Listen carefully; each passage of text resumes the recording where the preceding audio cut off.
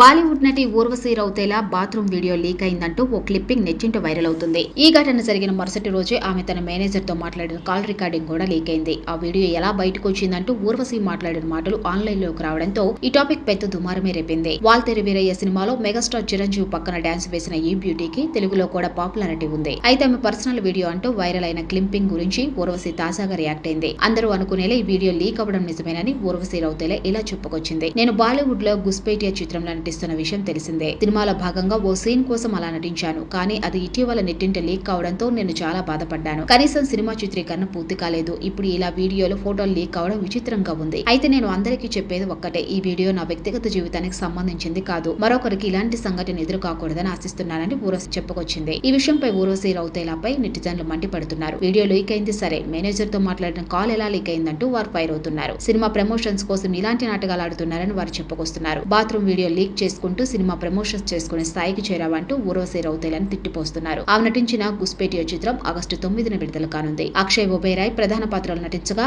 Sushi Ganesan దర్శకత్వం వహిస్తున్నారు. తెలుగులో బాలకృష్ణ నటిస్తున్న 109 చిత్రాల్లో కూడా ఊర్వశి నటిస్తుంది.